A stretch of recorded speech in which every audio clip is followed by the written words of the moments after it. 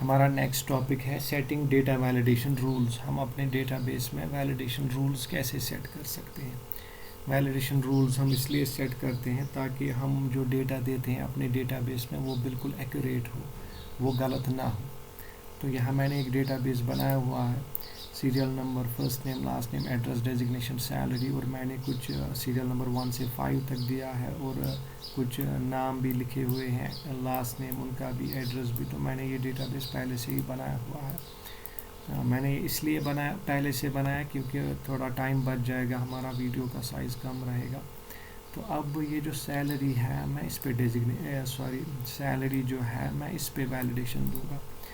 तो अभी अगर आप देख सकते हो कि मैं कोई भी वैल्यू दे सकता हूँ, कितना भी बड़ा वैल्यू मैं दे सकता हूँ, लेकिन यूजुअली सैलरी इतनी नहीं होती है। तो अब मैं वैलिडेशन सेट करूँगा कि जो सैलरी जब इसमें सैलरी एंटर होगी वो बिल्कुल सही हो, बिल्कुल प्रॉपर रेंज में हो। सपोज़ अगर हमारे लिए क्राइटेरिया है कि salary should be between 50,000 and 1 lakh rupees, यानी सैलरी जो है 50,000 से लेकर 1 लाख तक होनी चाहिए, 1 लाख से ज़्यादा नहीं और 50,000 से कम नहीं। तो इसके लिए मैं वैलिडेशन सेट कर सकता हूँ। कैसे? जिन सेल्स में वैलिडेशन करना है उनको सिलेक्ट कर लो। तो यहाँ मेरे 5 एम्प्लॉयज़ हैं, मुझे यहाँ तक वैलिडेशन करना है तो मैं इन 5 को सिलेक्ट करूँगा। अगर आपके पास और भी रिकॉर्ड्स होंगे, यहाँ 10 रिकॉर्ड्स होंगे या 100 रिकॉर्ड्स, तो अकॉर्डिंगली आप सेल्स को सिलेक्ट करोगे। तो मैं सिर्फ 5 को सिलेक्ट करने वाला हूँ। इसके बाद यहाँ डेटा पे जाओगे और यहाँ पे जाओगे डेटा वैलिडेशन में, पहला वाला ऑप्शन डेटा वैलिडेशन। इसके बाद यहाँ सेटिंग्स टैब है, इनपुट मैसेज है, एरर अलर्ट है। तो सेटिंग्स पे क्लिक करके यहाँ एलो एनी वैल्यू की जगह आप लिखोगे होल नंबर, यहाँ पे होल नंबर लिखोगे। उसके बाद बिटवीन, यहाँ बिटवीन पहले से ही आ रहा है तो बिटवीन ही सिलेक्ट करना है। मिनिमम क्या है, दैट इज़ 50,000 और मैक्सिमम लिमिट क्या है, दैट्स 1 लाख। इसके बाद आप इनपुट मैसेज पे जाओगे और यहाँ इनपुट मैसेज का टाइटल दोगे। तो यहाँ पे देंगे हम वैलिड एंट्री। आप अपने हिसाब से कुछ भी टाइटल दे सकते हो जो आपको अच्छा लगे, वैलिड एंट्री। और यहाँ पे मैं इनपुट मैसेज में लिखूँगा enter salary between 50,000 and 1 lakh.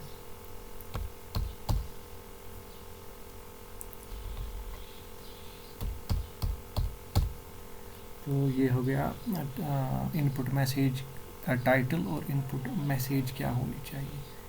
इसी तरह एरर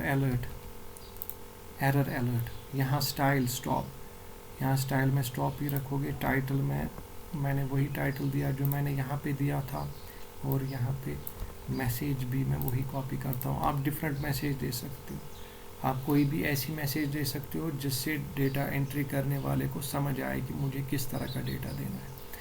ये तीनों चीज़ें करके आप ओके करोगे। इसके बाद आप देखो यहाँ जब आप सैलरी इन सेल्स में से किसी भी सेल पे क्लिक करोगे जिनमें वैलिडेशन है, जैसे यहाँ वैलिडेशन नहीं है तो कुछ नहीं आ रहा है, यहाँ पे वैलिडेशन है तो यहाँ आ रहा है वैलिड एंट्री जो आपने दिया था, इनपुट मैसेज का टाइटल दिया था और साथ में मैसेज दी थी enter salary between 50,000 and 1 lakh.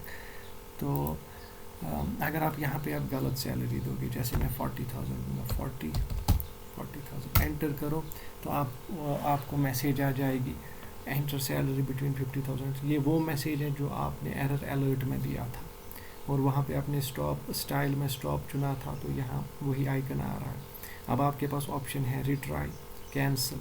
आप इसको कैंसिल कर सकते हो तो ये सेल खाली हो जाएगी। रिट्राई करोगे तो आप दोबारा इस पर लिख सकते हो रिट्राई। अब आप दो 45,000, अगेन ये एक्सेप्ट नहीं करेगा, कैंसिल कर लो तो सेल खाली हो गई। अब आप दो 50,000, एंटर करो तो 50,000 इसने एक्सेप्ट किया। 1 लाख दो, वो भी एक्सेप्ट किया। 1,10,000 तो वो एक्सेप्ट नहीं होगा। रिट्राई कर लो दोबारा देने के लिए या फिर कैंसिल कर लो इसको इरेज करने के लिए। तो ये था सैलरी पे आपने वैलिडेशन दिया कि सैलरी में जो नंबर हम इनपुट करेंगे that should be with in a proper range. तो जिस हिसाब से आपकी रिक्वायरमेंट होगी आपको अपने एम्प्लॉयज़ की सैलरी जिस हिसाब से देनी होगी ऐसा वैलिडेशन आप यहाँ कर सकते हो। फिर जब डेटा एंट्री होगी तो कोई भी गलत वैल्यू उसमें नहीं जाएगा।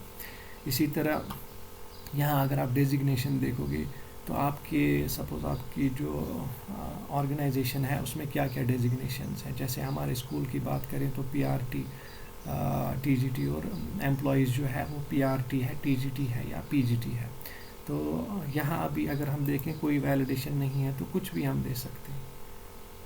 तो अगर हम वैलिडेशन सेट करेंगे उसके लिए पहले सेल्स को सिलेक्ट करेंगे, यहाँ पे डेटा में डेटा वैलिडेशन पे जाएंगे, डेटा वैलिडेशन यहाँ पे सेटिंग्स में अब इन सेल्स की वैलिडेशन हो रही है, इनकी तो हो गई ऑलरेडी। तो जिन सेल्स को आप सिलेक्ट करते हो उन पे आप वैलिडेशन रख सकते हो। तो यहाँ डेजिग्नेशन में एलो एनी वैल्यू की जगह मैं दूंगा लिस्ट। जब मैंने लिस्ट दिया तो यहाँ सोर्स जो है यहाँ पे मैं डायरेक्टली टाइप करूँगा, एक तो है पीआरटी कामा टीजीटी कामा पीजीटी।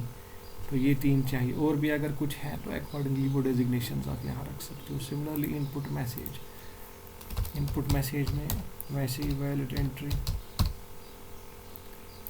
यहाँ पे देंगे सिलेक्ट फ्रॉम गिवन डेजिग्नेशंस। तो ये आप मैसेजेस वगैरह ये आप अपनी मर्ज़ी से दे सकते हो, जो आपको जैसी मैसेज आपको अच्छी लगे, जो डेटा एंट्री करने वाले को ये बता सके कि उसको किस हिसाब से डेटा देना है। उसके बाद आप यहाँ ओके करोगे तो अब अगर आप यहाँ देखोगे सिलेक्ट फ्रॉम गिवन डेजिग्नेशंस, यहाँ पे क्लिक करके पीआरटी, यहाँ पे क्लिक करके टीजीटी कुछ भी दे सकते हो इन 3 में से। तो अब आप डायरेक्टली नहीं लिख सकते कुछ भी, ये एक्सेप्ट नहीं करेगा, ये डेजिग्नेशन ये एक्सेप्ट नहीं करेगा। तो you have to select among these 3। तो ये भी वैलिडेशन है जिसके थ्रू आप यूज़र को या डेटा एंट्री करने वाले को उसको आप रेस्ट्रिक्ट कर रहे हो कि वो गलत डेटा ना दे, वो सही डेटा दे। तो यही पर्पज़ है वैलिडेशन का। तो हमने यहाँ वैलिडेशन रूल सेट किए सैलरी के लिए और डेजिग्नेशन के लिए। अगर आपको अब ये वैलिडेशन हटानी है, रिमूव करनी है, आप इसको सिलेक्ट कर लो ऐसे, यहाँ पे डेटा में जाओ, फिर से डेटा वैलिडेशन में जाओ, यहाँ पे क्लियर ऑल कर दो, ओके कर दो। अब यहाँ कोई वैलिडेशन नहीं है। सिमिलरली यहाँ पे सिलेक्ट करके डेटा वैलिडेशन में जाओ और यहाँ पे क्लियर ऑल करके ओके कर लो, अब कोई वैलिडेशन नहीं है। तो ये था सेटिंग डेटा वैलिडेशन रूल्स। इसके बाद हमें 2 टॉपिक्स और है, सॉर्टिंग रिकॉर्ड्स और filtering data with auto filter. ये हम नेक्स्ट टाइम करेंगे और हमारा चैप्टर कंप्लीट हो जाएगा। Thank you.